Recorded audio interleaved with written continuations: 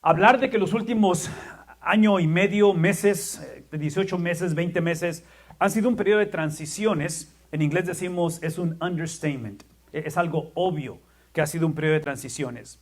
Pero hablar de 23 años de vida de esta iglesia, en esta comunidad, lo cual ha sido un periodo de diferentes transiciones, pero otra vez esos últimos año y medio, casi 2 años, han sido transiciones drásticas para muchos de nosotros.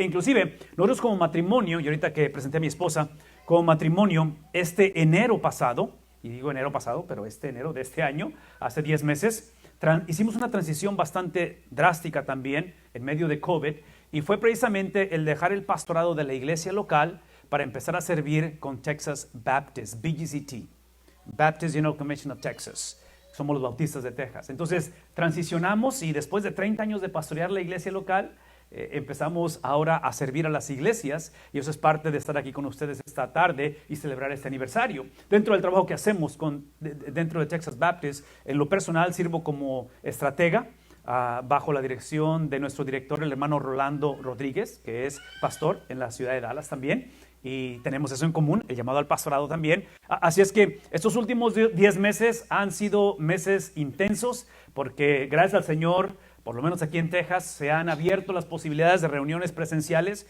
y eso implica que hemos estado literalmente en una iglesia diferente cada domingo. Texas es un país, no es un país, es un estado muy grande, y dentro de nuestra convención de Texas somos 5,300 iglesias afiliadas, 5,300 churches across the state of Texas. Estamos hablando de muchas iglesias, dentro de las cuales hay obviamente todo tipo, sabor, color, idioma, en fin, tamaños, y inclusive, desde ahorita aprovecho para hacer el comercial, pero precisamente dentro de una semana, próximo viernes, que ya estamos hablando del 12, estamos lanzando nuestra reunión anual de Texas Baptist, BGCT. Iniciamos con algunos rallies, específicamente en español. Estamos celebrando con un culto especial ese viernes en la noche, y todo eso se va a llevar a cabo aquí en Galveston. ¿A cuánto está Galveston de aquí, hermano? A 1 hora y media. Ok, están aquí cerquita, nos encantaría verlos, porque estamos aquí en Port Arthur, y si pudieran acompañarnos, viernes en la noche, primera iglesia bautista de Galveston, tenemos un culto especial, completamente en español. Sábado en la mañana tenemos talleres, ahí mismo en vivo, también se van a transmitir. La página es simplemente Texas Baptist en español, ya sea Facebook, ya sea YouTube, ahí lo pueden encontrar todo eso. Y el domingo en la noche, viernes en la noche, sábado en la mañana, domingo en la noche, tenemos un banquete, una cena especial para todas las iglesias. Ese es en la First Baptist. Todo lo que estoy mencionando es completamente en español. Esos 3 días, viernes en la noche, sábado en la mañana, domingo en la noche. Entonces, culto especial, talleres y banquete el domingo en la noche. Y todo esto lo menciono porque otra vez, esto que celebramos, que hacemos, es el esfuerzo, es la colaboración que hacemos como iglesias. Es el esfuerzo que hacemos en medio de ello. Todo eso lo estoy mencionando, hermanos, porque otra vez, una de las cosas que hemos estado viviendo y aprendiendo en lo personal, porque otra vez, recuerden, aproximadamente ¿qué fue? Marzo del año pasado, COVID se viene, y todos pensábamos que en 2 semanas regresábamos, ¿no es cierto? Oh, sí. Yo estaba pastoreando todavía First Baptist Church en Pharr. Vivimos en Mission nosotros. Mi esposa y yo vivimos en Mission, ahí en la frontera con Reynosa, al lado de McAllen. Y pastoreé por 8 años, la última iglesia que pastoreé, First Baptist Church, ahí en Pharr. Y tengo presente así una puerta como esta en el santuario, en el vestíbulo. Grabé un video con un teléfono, el pastor de música me ayudó, y literalmente el video se los puedo mostrar. Ahí está todavía en la página de YouTube de la iglesia, donde estoy diciendo, en 2 semanas aproximadamente regresamos. Esas 2 semanas se hicieron meses y se hizo más de 1 año, ¿no es cierto?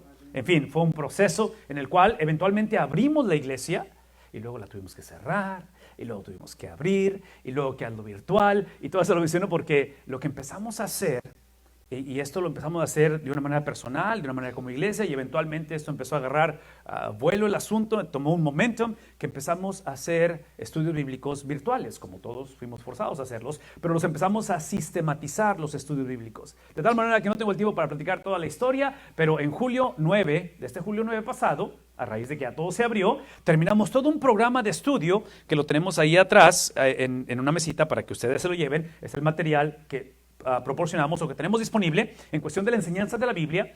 Y el julio 9 fuimos a la Ciudad de México, gente se conectó por todos lados a los cursos a través, en este caso de Zoom, porque eso es lo que podíamos hacer, y literalmente graduamos 79 pastores y líderes de diferentes iglesias, diferentes contextos en la Ciudad de México.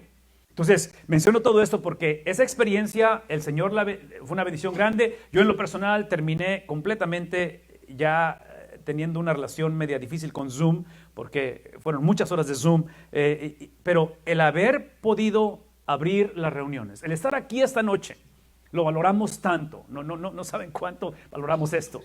Ha sido un proceso difícil o retador el viajar a través del estado de Texas. Lo ha sido, porque otra vez, Texas es un estado muy grande y todo el mundo anda viajando ahorita, pero ha sido una bendición saludarles, conocerles, estar con ustedes. Algo similar quiero que piensen con este pasaje que estamos leyendo en Mateo capítulo 16. Es una conversación que es bastante conocida. Ahorita que ven el pasaje, que empiezan a leerlo conmigo, se van a dar cuenta que es conocida, pero quiero que piensen un poquito acerca de lo íntimo de esta conversación. Porque hablar de 23 años en el transcurso de la iglesia, en el transcurso de la vida de una iglesia, estamos hablando de relaciones las cuales son estrechas, relaciones que toda relación en la cual empieza a conectar, y esto es importante lo que estoy por decir, ¿ok? Una relación que empieza a conectar, eventualmente toda relación conforme se profundiza, y no estoy hablando solamente de iglesia, puede ser de una relación con un cónyuge, puede ser con un compañero de trabajo, un compañero de escuela, puede ser una relación inclusive virtual, hasta cierta manera. Cuando empieza a profundizarse, se profundiza también la posibilidad de que la relación no funcione. Y si no funciona, termina con situaciones un poquito... ¿Qué estoy diciendo? Todo lo que digo es esto, que toda relación tiene sus riesgos. No hay garantías en esta vida. No hay garantías en esta vida. Hay riesgos. Inclusive, hablando de transiciones, y mencioné a mis hijos ahorita, nuestros hijos, Sarai tiene 23, Rebeca tiene 21, Josué tiene 19, y ya, o sea, estamos en esa etapa de los empty nesters, donde ya salen de casa y empiezan a vivir sus vidas como adultos. Entonces, ahorita aparte de que lo que podemos hacer y disfrutamos juntos es viajar, porque ya podemos irnos y ya no tenemos ese pendiente, ¿me explico? De que tienen que ir a la escuela mañana y todo eso. Esos días ya pasaron. Si van a la escuela es su responsabilidad. Si no van a la escuela es su responsabilidad, porque ya están en la universidad todos. Entonces, estamos en una etapa diferente, ¿verdad? Pero cada etapa tiene una transición respecto. Este pasaje es una transición en la vida de Jesús. El contexto de este pasaje que estamos por leer, hablando acerca de la iglesia, porque estamos enfatizando este fin de semana, iniciando esta noche, mañana en la mañana, y Dios mediante mañana en la noche, que es la celebración del compañerismo y la celebración del aniversario, estamos tocando el tema de la iglesia, en el cual yo quisiera que esta noche simplemente fueran conmigo, ahí en el capítulo 16, porque quiero que vean la intimidad de esta conversación. Y estamos hablando acerca de... Yo creo que todavía estoy en los cantos ahí, si me ayudan con el PowerPoint. Sí, empiecen conmigo en el versículo número 12, rápidamente ahí conmigo. Versículo 12, Mateo 16, versículo 12. Hace una transición gramatical porque no tengo el tiempo de estar otra vez, de leer lo que está antes, pero quiero que visualicen conmigo esta transición gramatical donde él usa esa palabra entonces. Está transicionando después de todo lo que ha dicho y dice entonces. Y el entonces nos lleva a un descubrimiento que ellos han... ¿Qué es la siguiente palabra? Han comprendido. Entonces, aparentemente, los versículos antes explicó algo Jesús. Y hoy estamos viendo, vamos a ver qué es lo que explicó. Pero el punto es este. Ellos comprendieron y la comprensión de lo que están teniendo es de que no les decía o no les dijo, versículos previos, otra vez, no los estamos leyendo, versículos previos del 1 al 11, de que lo que les estaba diciendo era de que se cuidaran. Era de que se cuidaran.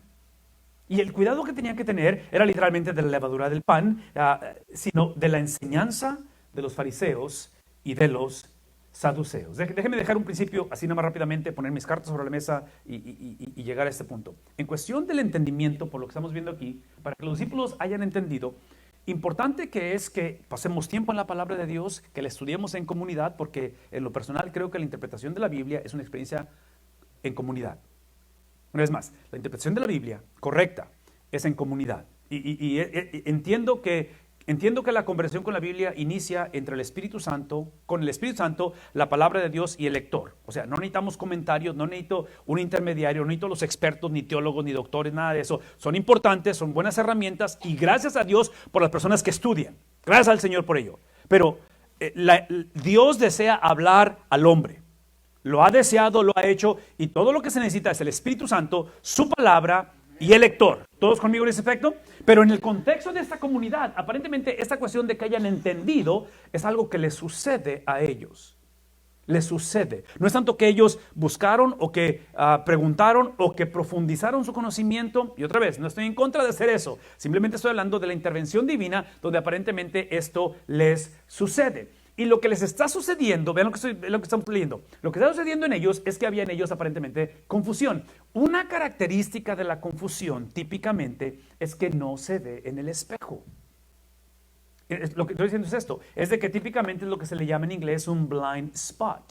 Cuando vas manejando tienes espejos laterales que tienen un ángulo que no puedes ver el objeto que está en ese ángulo y se le llama punto ciego, ¿me explico? Entonces piensen en ese aspecto en cuestión de la confusión. Y otra vez, no quiero satanizar todo aquí ni echarle la culpa a todo a Satanás, pero sabemos que Satanás es el padre de la mentira.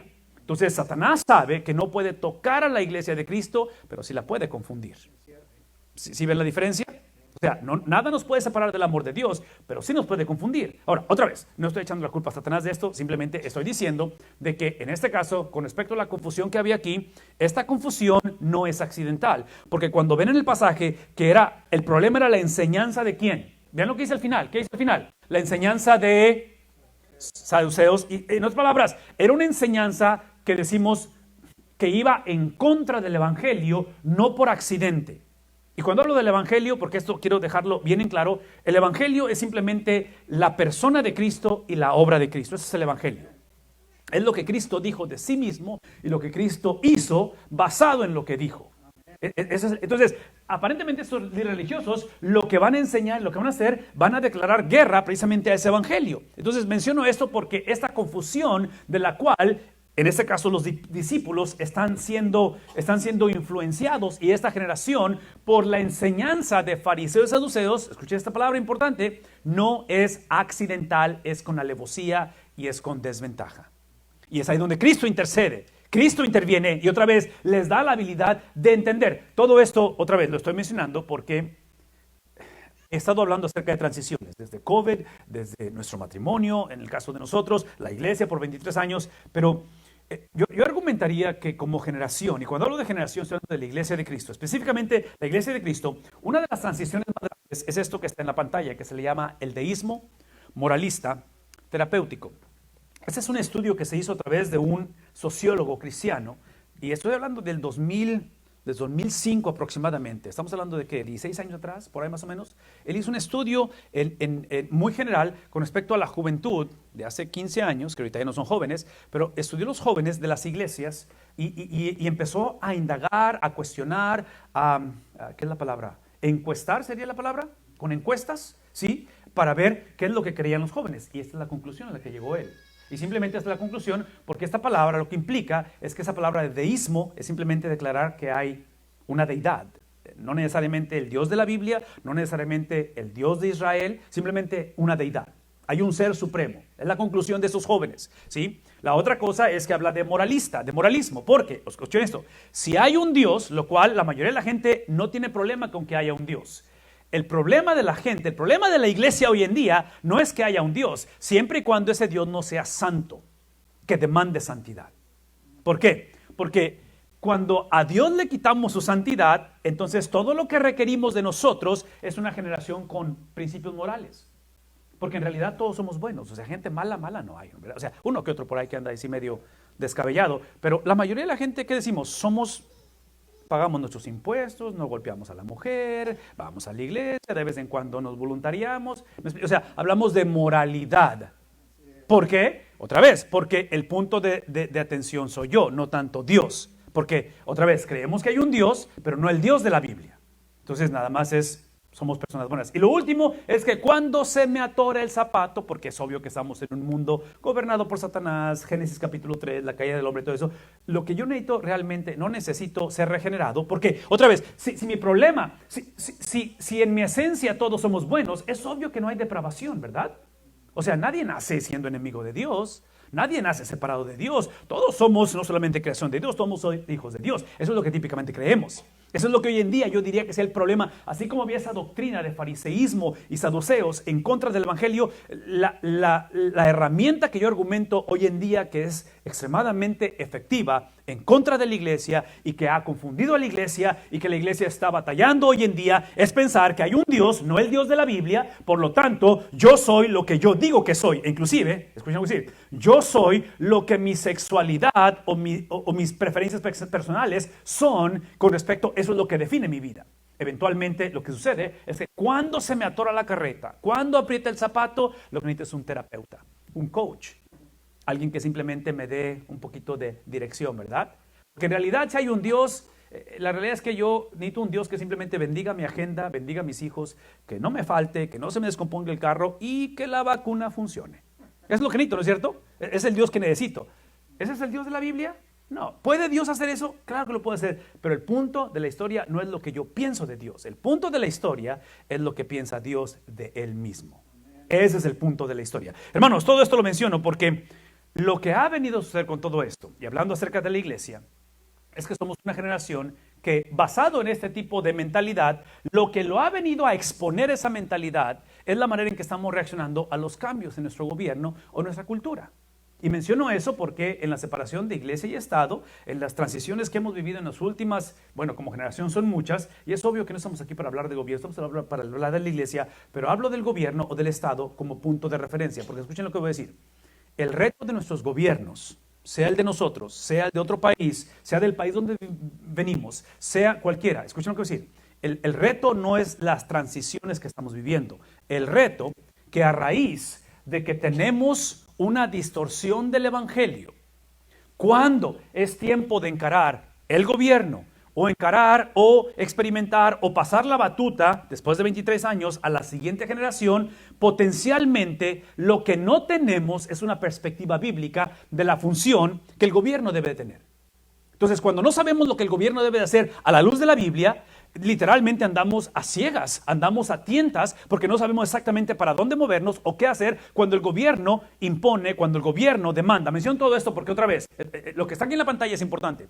A la luz de la Biblia, la única autoridad suprema es la de Dios, nadie más. Todos, incluyendo el gobierno, la iglesia, pastores, padres, abuelos, esposos, esposas, hijos, no quiero saber quién, aún Satanás mismo, todos tenemos autoridad limitada. Solamente Dios tiene autoridad suprema. Entonces, mi sumisión, escuchen lo que voy a decir, mi sumisión a la autoridad, cualquiera que sea un policía, sea el gobierno, sean mis padres, siempre está limitada a que esa autoridad vaya alineada con los propósitos de Dios.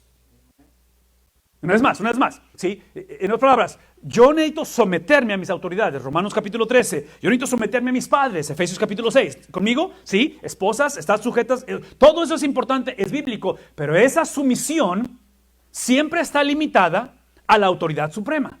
¿Qué estoy diciendo? Eso es lo que estoy diciendo. Primera de Pedro, segunda de Pedro, habla de que eventualmente tu sumisión a la autoridad suprema de Dios, potencialmente en un contexto donde ya sea un gobierno o la misma iglesia o iglesias que puedan ir en contra de la autoridad suprema, potencialmente va a causar persecución.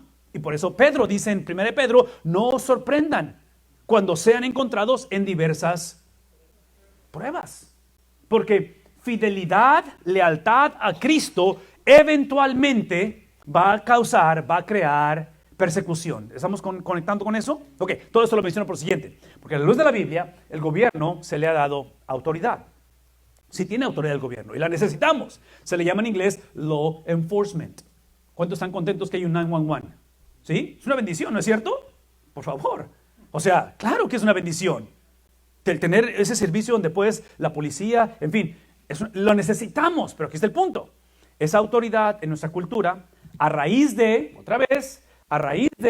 esto que está aquí, déjenme ver si puedo regresar, a raíz de esto, que yo estoy poniendo la responsabilidad en la iglesia, ¿sí? De que hemos trágicamente confundido el evangelio, hoy en día, en lugar de autoridad, nuestros gobiernos, trágicamente, están ejerciendo, ¿qué es la otra palabra?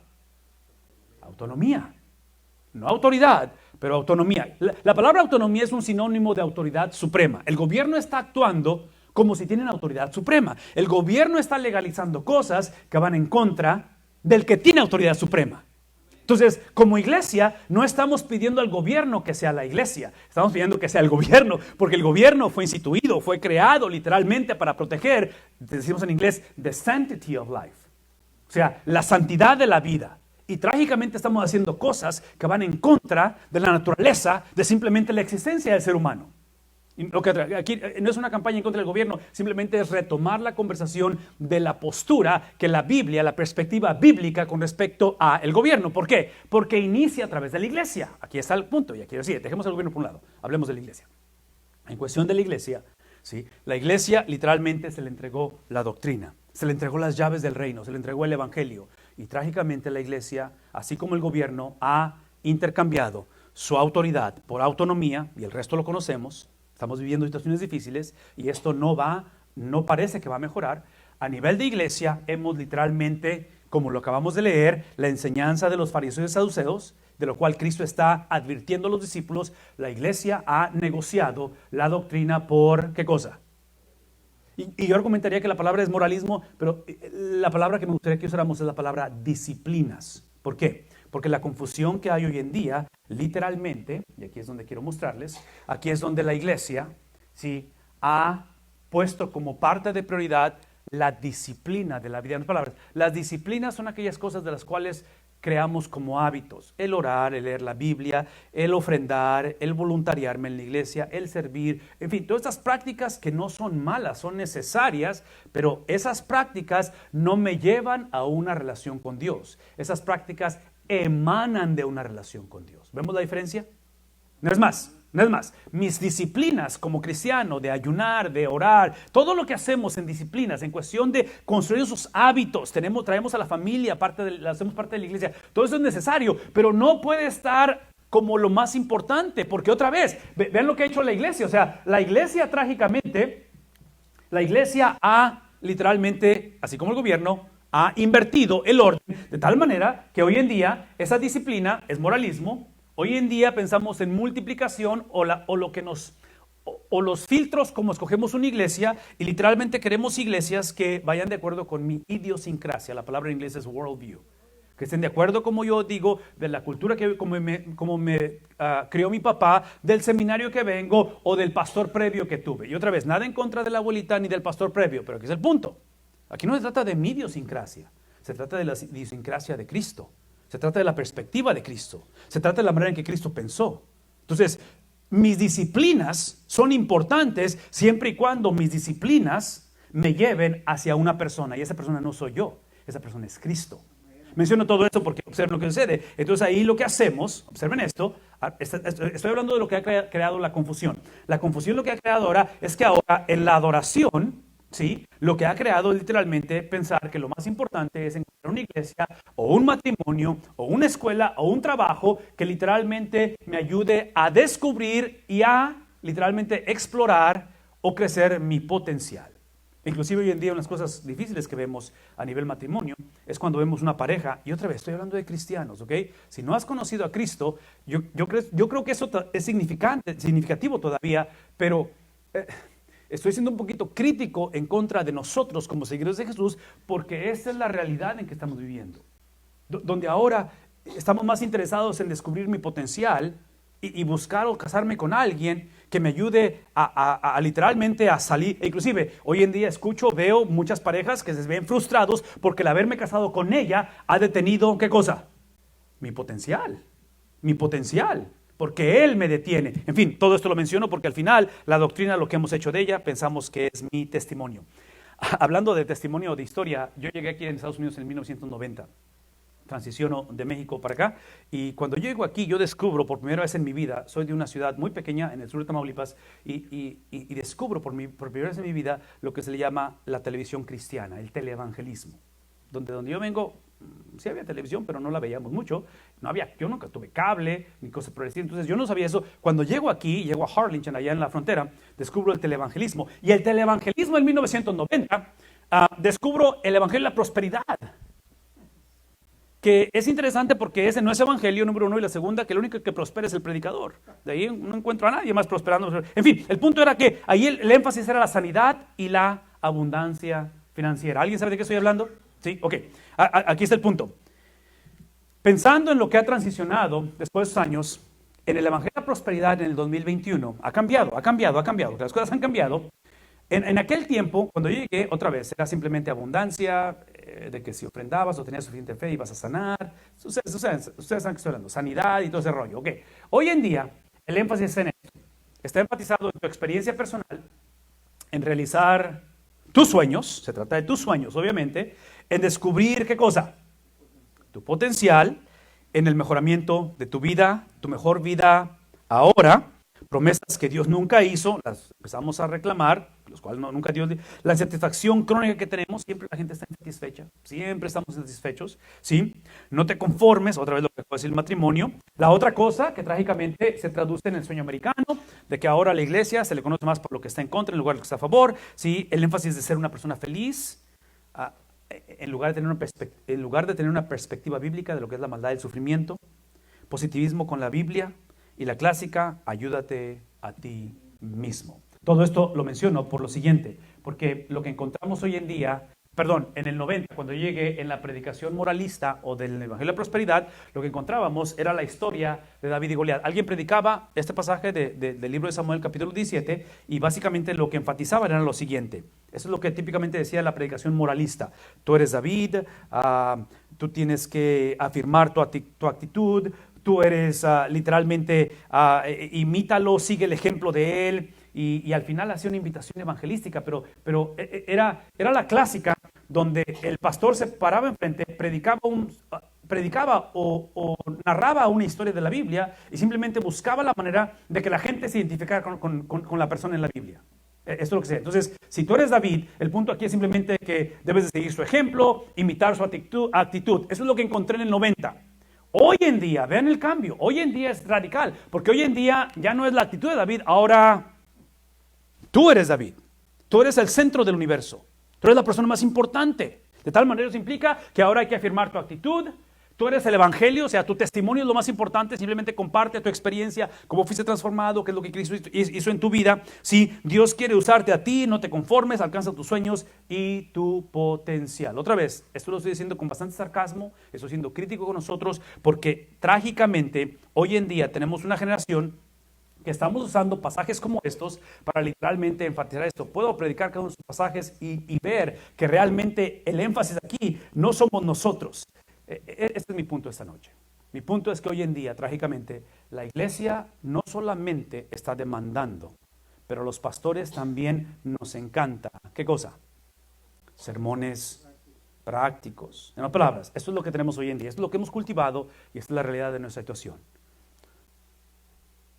Cuando venimos a un culto o a una iglesia, típicamente nuestra actitud es esta: pastor, el tiempo está limitado, así es que no te voy a dar, o sea, está comprobado hoy en día que un miembro promedio de una iglesia va a venir a un culto 2 veces al mes, cuando mucho, más o menos, y ese es el punto. Cuando viene a un culto, es literalmente, esta es la frase que decimos en inglés: Pastor, when it comes to the Bible, to preaching, tell me what to do and make me want to do it. Simplemente vengo para que me digas qué hacer con mi vida y hazlo medio funny, medio atractivo, para que me sienta inspirado para que lo quiera hacer yo. ¿Qué estoy diciendo? Si se dan cuenta que el punto soy yo, o sea, necesito sermones que me ayuden ¿a quién? Que me ayuden a mí. Que me ayuden ahora que estoy pasando por esto, por mi situación, por mi hija, por mi nieto, por mi mamá. Y otra vez, yo quiero ser sensible y ser realista en la cuestión de no perder el sentido de la realidad con lo que está pasando. Pero el punto de la Biblia no somos nosotros. Lo dije al principio, el punto de la Biblia es la persona de Cristo. Entonces, no venimos, no escuchamos su palabra para tratar de saber qué hacer con nuestra vida. Mi argumento va a ser esto: a menos que sepamos quién es Dios, no sabremos quiénes somos nosotros y mucho menos sabremos qué hacer con nuestra vida. Entonces, aquí el punto es exaltar o enfatizar la persona de Dios. Uno de los teólogos del siglo pasado tiene esta frase que para mí es transformadora, hablando de esta generación moralista, de que somos una generación en la cual, esta es nuestra filosofía como iglesia, tenemos a un Dios el cual está sin, ¿qué cosa? La palabra es wrath, un Dios sin ira. Y entre paréntesis, sí, otra vez, aquí está el punto, porque mientras sigamos empezando la conversación con nosotros, vamos a imponer nuestra perspectiva en la Biblia y forzamos ese tipo de literalmente este tipo de contradicciones al Evangelio, porque aquí es el punto. Hoy en día vas a encontrar predicación o enseñanza que va a tratar de enfatizar o un Dios de amor y compasión o un Dios de ira y de venganza. Nos gusta escoger uno de los dos, porque así es como pensamos hoy en día. Pensamos en esto o pensamos en aquello. Aquí es el punto. La Biblia enseña que Dios es ambos. El mismo Dios de amor y de ira es el Dios que es de misericordia y de compasión. ¿Cómo lo sé esto? Otra vez, les mencionamos que tenemos 3 hijos y mi esposa está ahí conmigo. Si alguien trata de tocar, de dañar a mis hijos por el amor que les tengo, van a conocer mi ira. Entonces, ¿cuál de los dos soy? Y la respuesta es yes. Soy de los dos. ¿Me explico? Entre paréntesis, ¿saben dónde se fusiona la ira y el amor de Dios? ¿Saben dónde está el ejemplo supremo de la fusión, de la coexistencia de ambos? En la cruz. Porque en la cruz es la demanda del Padre que dice, alguien tiene que pagar. Soy un Dios de justicia y alguien tiene que pagar el pecado de la humanidad. Pero ese Dios que demanda justicia, su amor es manifestado proveyendo ¿a quién? Al justificador. Porque Dios sabía que el hombre no se puede justificar a sí mismo. Entonces, Él mismo se hace hombre, Él camina entre nosotros y Él se entrega. ¿Qué estoy diciendo? Que en la cruz es la fusión de ambos. Cuando ponemos esto en la pantalla, hablamos de que hemos creado un Dios sin ira, es porque convenencieramente, si queremos literalmente hacer de Dios esa cuestión de un Dios de amor, pero es un Dios de amor que realmente la palabra en inglés es condoning, es el Dios que apapacha, es el Dios que se hace de la vista gorda, es el Dios que no va a mandar nadie al infierno. ¿Sí estamos captando eso? Es lo que hemos creado de todo eso. Y está diciendo él, cuando hacemos eso, estamos hablando de que el hombre no tiene pecado, el hombre tiene errores, tiene etapas, tiene situaciones. Es simplemente una experiencia, pero no pecado. Eso termina diciendo aquí que lo ha traído a un reino en el cual es sin juicio a través de un Cristo sin, ¿qué cosa? Sin una cruz. Hermanos, el antídoto a esto, rápidamente, es simplemente que iniciemos, no con las disciplinas, no con nuestro deseo, no con nuestro llamamiento, no con nuestra experiencia, no con mi testimonio, no con quién fue mi papá y mi abuela, si tan solo pudiéramos regresar, o con los sueños que tengo de poder ir y hacer. Todo es importante y podemos platicarlo, hablarlo, cantarlo, ponerlo en Facebook, nada malo con eso. Pero necesitamos iniciar, vean lo que está en pantalla, ¿iniciamos con qué cosa? Con Cristo. Iniciamos con la palabra de Dios. No iniciamos con lo que pensamos de la palabra de Dios. Lo que pensamos de la Biblia es importante. Pero la autoridad no se encuentra en lo que yo pienso de la Biblia. La autoridad se encuentra en lo que Cristo piensa de la Biblia. Entonces, leemos la Biblia a través de la persona de Cristo. E inclusive, eso es sumamente importante, el capítulo 11 de Romanos, que es el final de la sección de la doctrina. Pablo es bien típico en su escritura. Y Pablo, su escritura típicamente la divide a la mitad, sus libros. Y típicamente Romanos, que no es a la mitad, pero capítulos 1 al 11 de Romanos, es la doctrina, que es simplemente Pablo literalmente hablando, presentando el carácter de Dios, la persona de Dios. En fin, aquí es el punto. Observen, se los dejo de tarea, lean los últimos 3 versículos del capítulo 11. ¿Y saben qué son esos 3 versículos? Antes de entrar en la sección práctica, porque en el capítulo 12 de Romanos, en inglés es la clásica therefore, otra transición gramatical. Por lo tanto, dice el apóstol Pablo, después de 11 capítulos, ¿qué dice el versículo 1 de Romanos 12? Así, hermanos, os ruego, ¿qué cosa? Que presentéis vuestro... Pero eso que está diciendo de la presentación de vuestros cuerpos, de renovar vuestro entendimiento, ¿sí? De vuestras mentes, ¿sí? Todo lo que está diciendo ahí lo hace como una transición basado en lo que acaba de decir por 11 capítulos. Pero los últimos versículos del capítulo 11 es lo que está aquí en la número 2. Es doxología. ¿Qué estoy diciendo? Que hablar de una iglesia, hablar de una generación que se aburre en un culto, es literalmente contradicción de términos, porque nadie en la Biblia, en la historia de la humanidad, se ha aburrido cuando se ha encarado con Dios. Cuando se encuentran con la presencia de Dios, no hay persona que esté aburrida. Y menciono eso, otra vez menciono eso, porque lo que hemos hecho o perpetuado a sabiendas, por ignorancia, no sé cuáles sean las razones, es que hemos hecho los cultos de acuerdo a lo que pensamos nosotros, hemos predicado sermones de acuerdo a lo que está hoy en día moviéndose y es atractivo hoy en día. Sí, la respuesta es iniciar literalmente con el testimonio de Cristo. El trabajo de la iglesia es predicar el testimonio de Cristo, no mi testimonio. Mi testimonio solamente tiene validez si mi testimonio se alinea, si mi testimonio es transformado, si mi experiencia literalmente tiene compatibilidad con la de Cristo, porque entendemos bíblicamente que todo lo que Cristo vivió, todo lo que Cristo dijo, todo lo que Cristo pensó, todo lo que Cristo sintió, ha sido imputado, transferido, acreditado a nosotros. Nosotros no somos la mejor versión de nosotros, somos nuevas criaturas. Este 31 de octubre, hace que una semana aproximadamente, el 31 de octubre, fue el 504 aniversario de la Reforma. Y los reformadores descubrieron a través de la palabra de Dios, a través de la inspiración del Espíritu Santo, literalmente que la justicia que Dios demandaba no era una justicia propia, era la justicia de alguien más. Entonces, menciono todo eso porque otra vez necesitamos iniciar todo sermón, escuchen esto, todo sermón, toda enseñanza de la Biblia, toda lectura que hacemos de manera devocional, personal, colectiva, como iglesia, siempre, siempre, siempre, el tema de la predicación, el tema de la enseñanza está basada en el texto, no en lo que está pasando. No en lo que sentimos, no en la ocasión, no en cómo la experiencia que tuve. Todo esto es válido, pero la autoridad se encuentra en el texto de la Biblia. En fin, todo esto lo menciono porque otra vez lo que produce la doctrina produce adoración, que es el worldview de Cristo, la cosmovisión. Eso produce ¿qué cosa? Multiplicación, es el discipulado, ¿verdad? La Biblia, escuchen eso, la Biblia produce adoración. La Biblia, la doctrina no produce automáticamente cambio de circunstancias. Eso sería Si Dios existiera para cambiar mis circunstancias, en inglés decimos la palabra, sería un cosmic butler, sería un sirviente cósmico. Dios no es un genio de la lámpara.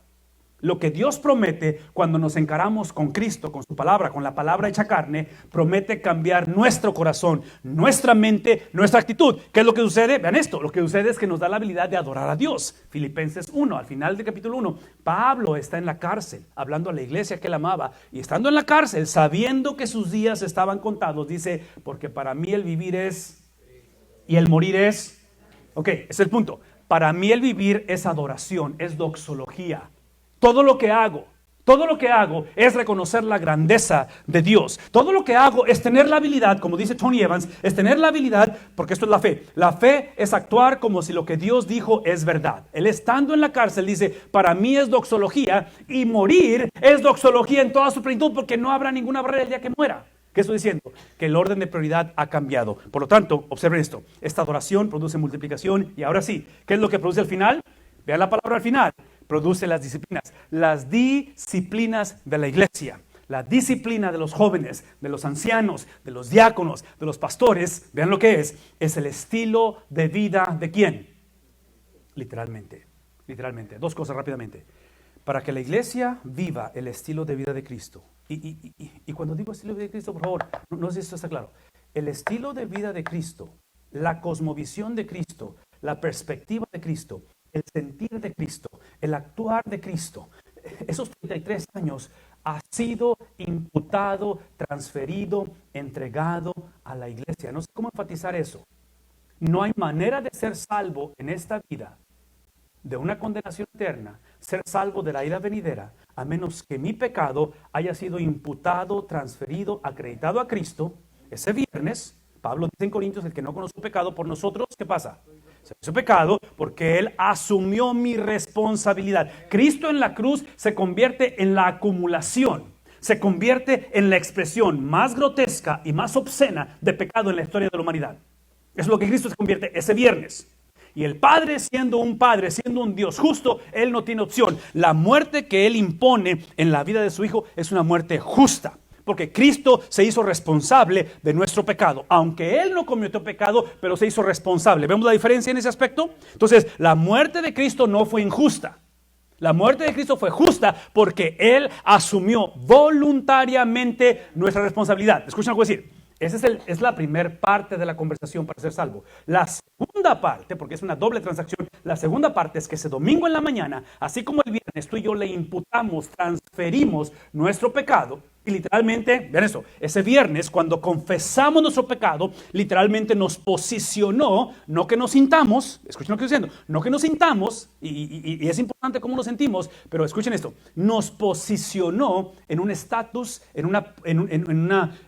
una posición de inocencia. nos puso, al ser perdonados, somos como el primer Adán antes de Génesis capítulo 3, inocentes. Gente inocente no va al cielo. No es suficiente ser perdonado. Si Cristo solamente muere, pero Cristo no vive, todos vamos al infierno. ¿Qué estoy diciendo? Esto es lo que estoy diciendo. Escuchen. Si Cristo viene y nace de la Virgen María un jueves, y al siguiente día, que es viernes, Él va a un madero, a un calvario, y el domingo sale de la tumba.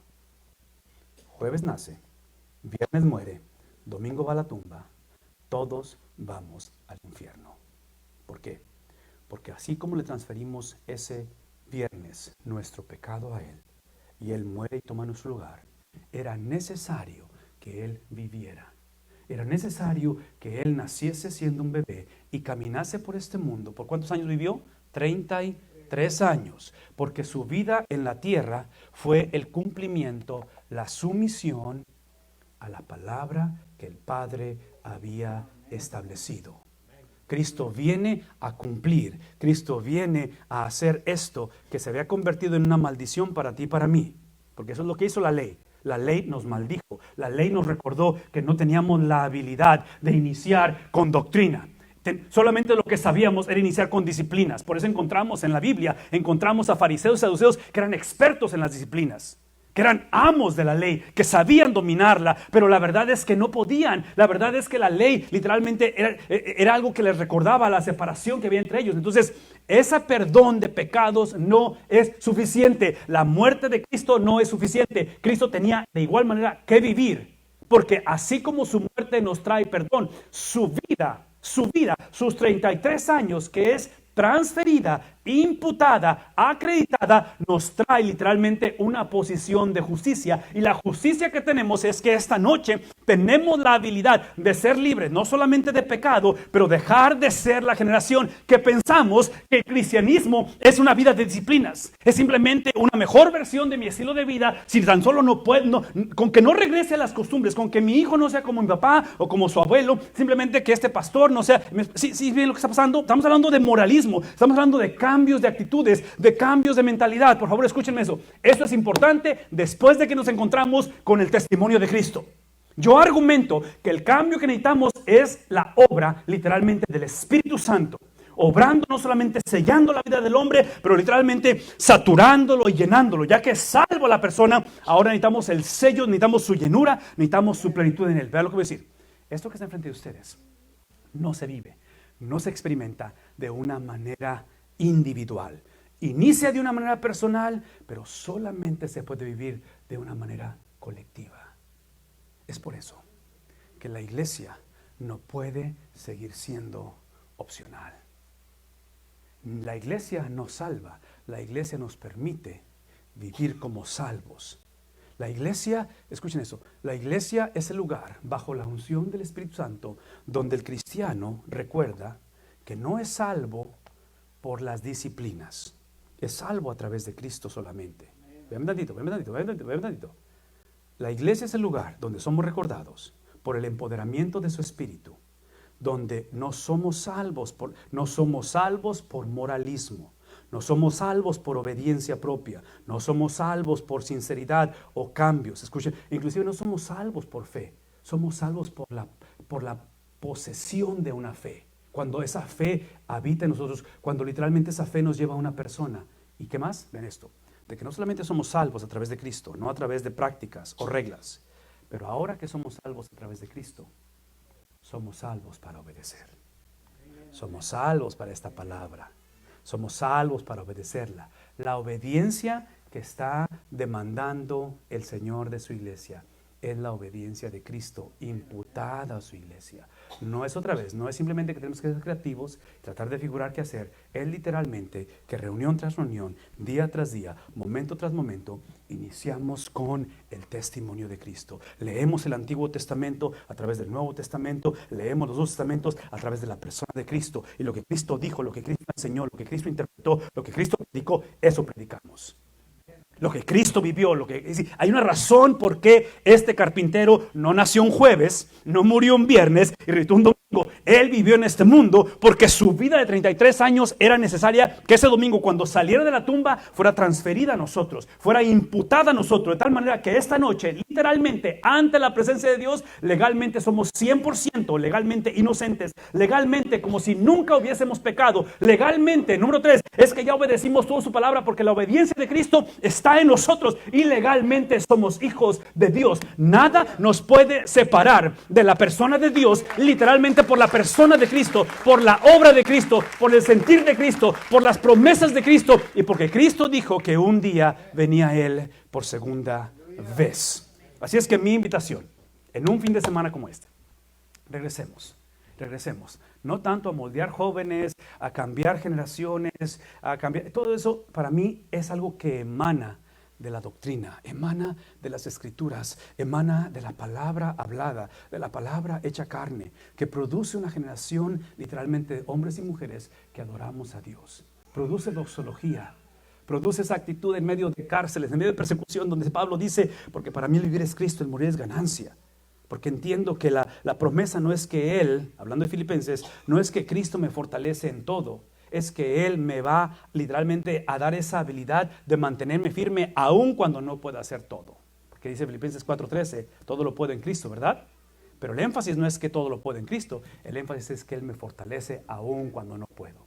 Aun cuando la cosa no va a funcionar como yo esperaba, aun cuando mi padre y mi madre me dejara con todo, Él me fortalecerá. Me fortalece porque inicié con su doctrina, me fortalece porque en medio de la tormenta aprendí a adorarle y me fortalece porque ahora está creando una multiplicación de la perspectiva de Cristo en nosotros. Se ponen